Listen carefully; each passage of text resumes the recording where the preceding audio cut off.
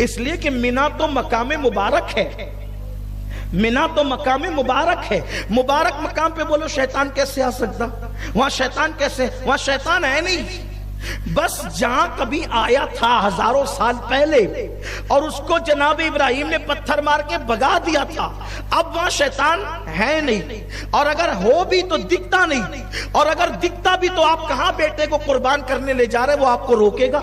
वहां रोका था, हजारों साल पहले रोका था, भगाने वाले ने भगाया था, मारने वाले ने मारा था, अब क्यों मारते हो? तो अल्लाह का कानून ये बताता है, मरवा इसलिए रहा हूं कि मैं तेरी अकल का इम्तिहान ले रहा हूं कि तू अकल को तरजीह देता है कि मजहब को तरजीह देता है। बात समझ में आई? तो इसलिए बहुत ज्यादा अकलमंद मत बनो मजहब के मामले में। अल्लाह का जो हुक्म है, रसूलुल्लाह का जो हुक्म है, बुजुर्गों का जो तरीका है, उसको इख्तियार करो, उसको मानो। तो अब इंसान ये कहता है कि भाई मुर्दा कोई फायदा नहीं दे सकता, उसकी रूह निकल गई। देखो अब ध्यान से सुनो, मैं अपनी गुफ्तगू तेजी से आगे बढ़ाऊं क्योंकि टाइम कम है और उन्वानात बहुत ज्यादा दिए गए हैं। अब इंसान सोचता है भाई उसकी तो रूह निकल गई, वो हिल भी नहीं सकता, नाक पर से मक्खी भी नहीं हटा सकता, वो हमें कैसे फायदा पहुंचा सकता है? तो मैं आपको बताता हूं, देखो मुर्दा कैसे फायदा पहुंचाता है। तवज्जो आपकी, मुर्दा कैसे फायदा पहुंचाता है? जैसी पता चला मट्टी देने चलो भाइयों, फौला साहब का इंतकाल हो गया, तो जितने लोगों ने वो पुकारा सुना, क्या कहते पता है? इन्ना लिल्लाहि व इन्ना इलैहि राजिऊन। बोलो कहते कि नहीं कहते? क्या कहते हैं? इन आपने क्या पढ़ा? कुरान की आयत पढ़ी। कुरान की आयत का एक हर्फ पढ़ा तो कितनी नेकी मिली? 10 नेकी। हुजूर फरमाते मैं नहीं कहता कि अलीफ लाम मीम एक हर्फ है, अलीफ एक हर्फ है, लाम एक हर्फ है, मीम एक हर्फ है, ठीक है।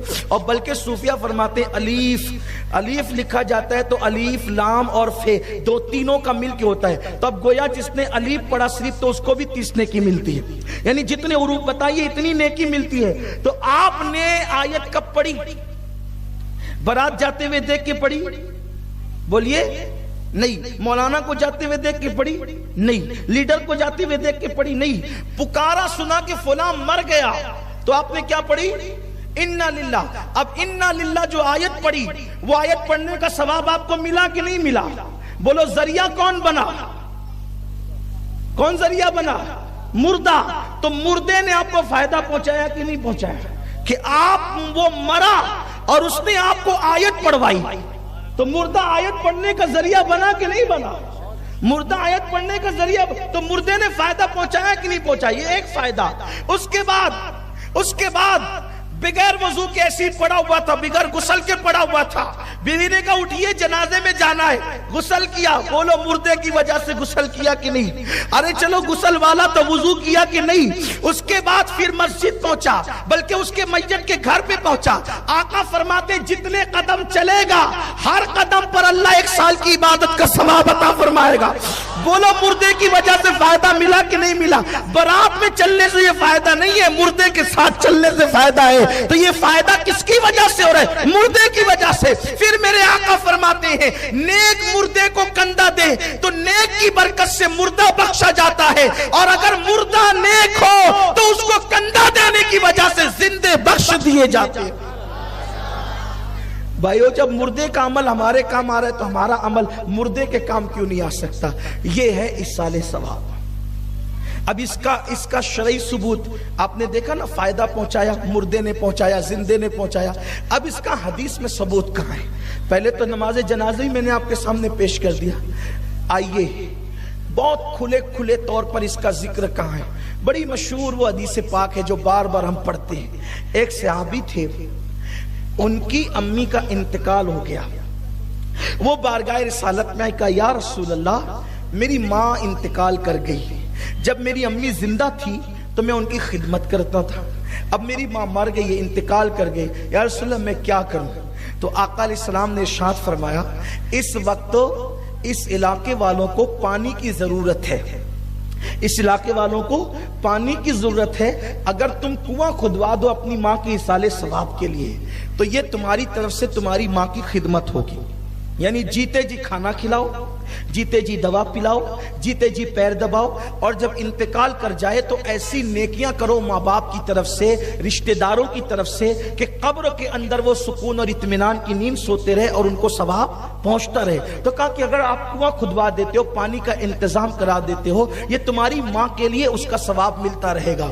उस सहाबी ने जो है कुआं खुदवाया और अर्ज किया, या रसूल अल्लाह सल्लल्लाहु अलैहि वसल्लम, आप पहले चले और वो पानी पहले आप ही पिए। सरकार ने बताया कि जितने लोग उससे पानी पिएंगे वो सबका सवाब किसको मिलेगा?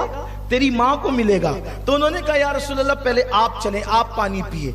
और फिर आका को वो ले गए, हुजूर ने उसका पानी पिया और फरमाया ये कुआं उम्मे साद का है, यानी साद की माँ का है।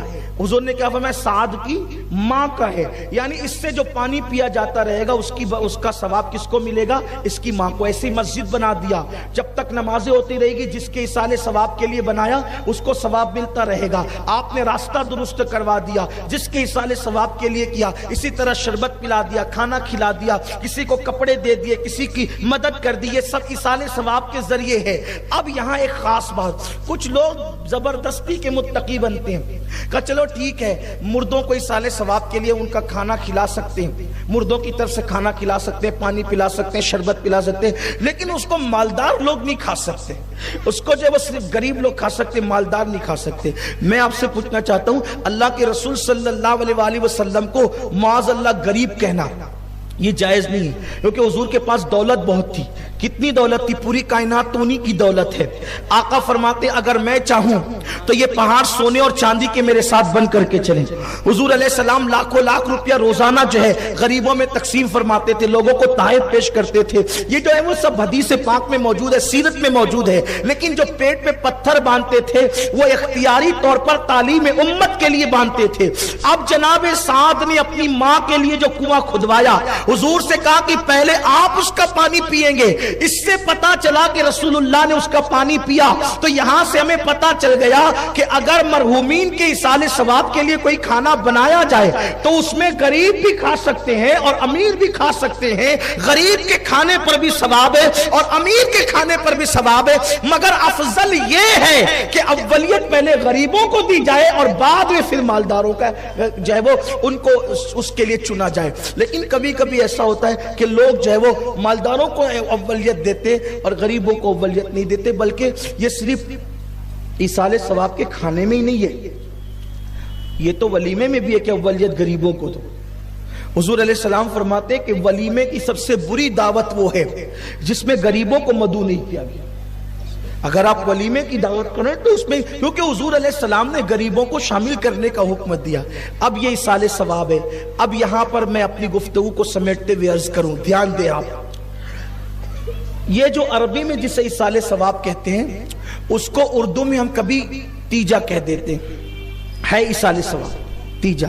हम कभी उसको 10वां कह देते हैं, ये भी इसाले सवाब है। कभी 20वां कह देते हैं, ये भी इसाले सवाब है। कभी चहलुम कह देते हैं, ये भी इसाले सवाब है। कभी 11वीं कह देते हैं, ये भी इसाले सवाब है। कभी छठी कह देते हैं गरीब नवाज की, ये भी इसाले सवाब है। कभी 12वीं कह देते हैं, ये भी इसाले सवाब है। कभी मौलाना इसहाक की न्यास कह देते हैं, ये भी इसाले सवाब। कभी गुलाम नबी बाबा का उर्स कह देते हैं, ये भी इसाले सवाब है। कभी मखदूमी लंगर कह देते हैं, ये भी इसाले सवाब है। कभी भंडारा कह देते हैं, ये भी इसाले सवाब है। सब इसाले सवाब, नाम बदल गए।